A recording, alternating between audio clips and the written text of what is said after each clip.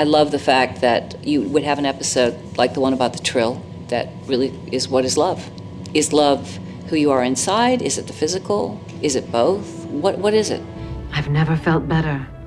It was groundbreaking. That was the first episode that ever dealt with, on Star Trek, any kind of possibility of homosexuality. I am still O'Dunn, and I still love you.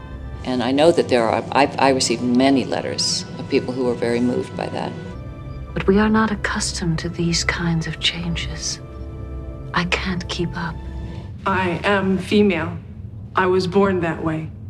I have had those feelings, those longings, all of my life. It is not unnatural. I am not sick because I feel this way. I do not need to be cured. What I need is your understanding and your compassion. We have not injured you in any way, and yet we are scorned and attacked, and all because we are different. What we do is no different from what you do. All of the loving things that you do with each other, that is what we do. And for that we are called misfits and deviants and criminals. What right do you have to punish us? What right do you have to change us? What makes you think you can dictate how people love each other? Your decision to admit your perversion makes it much more likely that we can help you.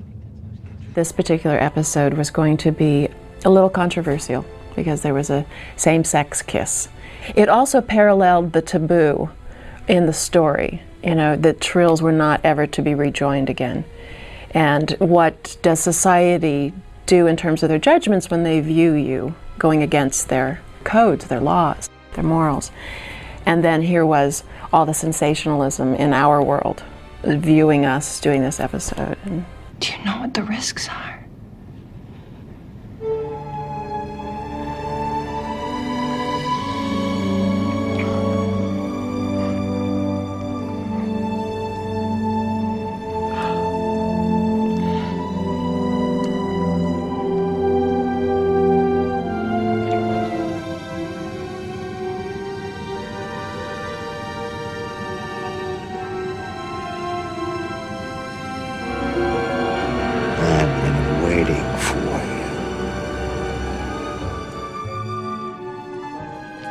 Dr. Bashir certainly did a wonderful job on you.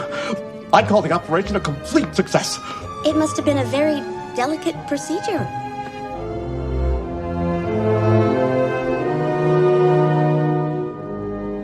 Well, how do I look?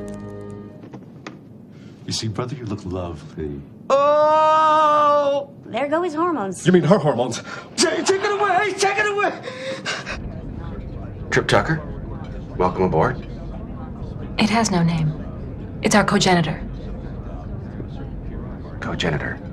We're hoping to have a baby. Ah. So, you've heard of these cogenitors? Not all species are limited to two sexes.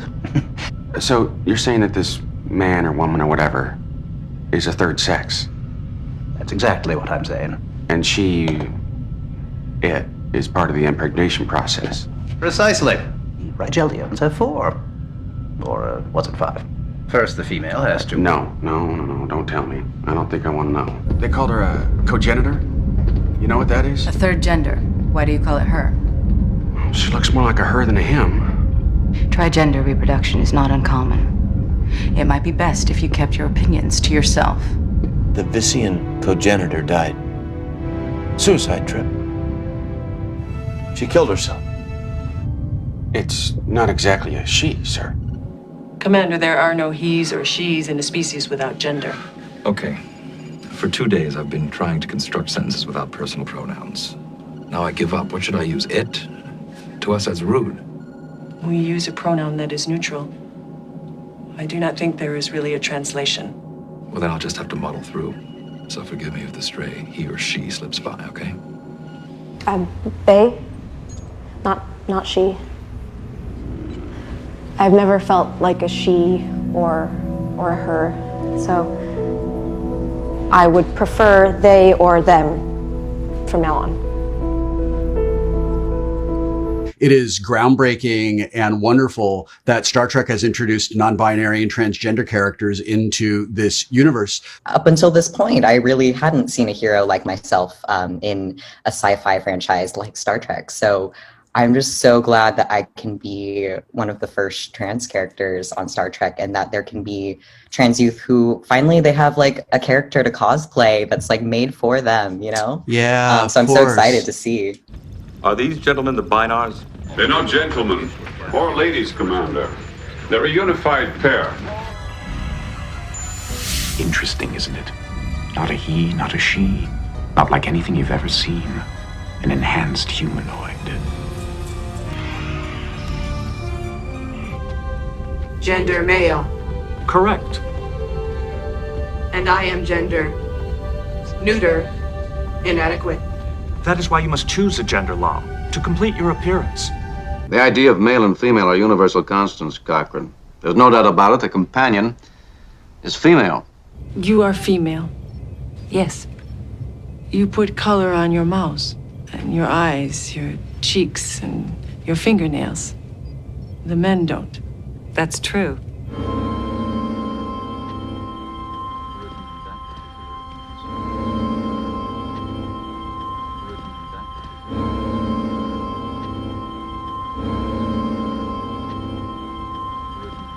Ridiculous uniforms. They look like dresses. That is an incredibly outmoded and sexist attitude. I'm surprised at you. Besides, you look good in a dress. They bother me. They're all alike. No males, no females. Well, I'm sure we're just as strange to them. He will need to be fed once a day, and you must talk to him. Tell him he is a pretty cat. Oh, she is getting close. You'll have a fresh litter of hungry kittens before the week is over. This is very confusing. Senator Uhura, take over the station. Yes, sir. Now, that's what I like. Let the women work, too. Are women considered more superior? Or the men? Physically, men are bigger, stronger in the upper body. We have different sexual organs. Oh my God, this is so sexist. You know, you just about the prettiest little old doctor I ever seen. I'm a woman. I haven't had the comfort of a husband, a man. In the past, women were often considered weak and inferior.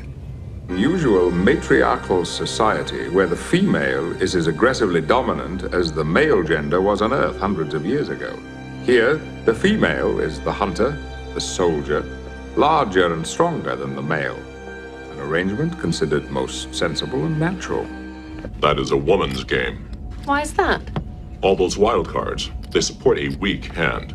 Let me get this straight. You're saying it's a woman's game because women are weak and need more help. Yes. I think beards became mostly a fashion statement. To a Klingon, a beard is a symbol of courage. I think it's a sign of strength. Sure, and of course women can't grow beards. Her appearance is soft, gentle. Her voice is melodic, pleasing. I would prefer they or them from now on. It's disgusting. There's nothing disgusting about it. You get used to those things. Is this what the future holds? Men who have no notion of decency or morality? I thought the episode was wonderful because it really questioned what is love. And I thought that's a question that certainly is a pretty eternal question. And I thought it examined it in a very new way. I'm just so glad that I can be one of the first trans characters on Star Trek. It is groundbreaking and wonderful that Star Trek has introduced non-binary and transgender characters into this universe. Some people were just outraged that there would be any hint of anything, any hint of a sort of homosexual behavior. And other people were, yay, it's the first time there was any mention of that, of homosexuality. A totally parochial attitude. Are there any rules to this game? It takes 4 hands to work. How the hell did I get knocked up? One of the first things a diplomat learns is not to stick his fingers where they don't belong.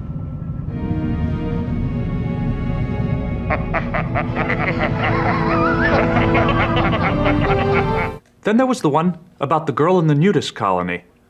Who somethinged. Where?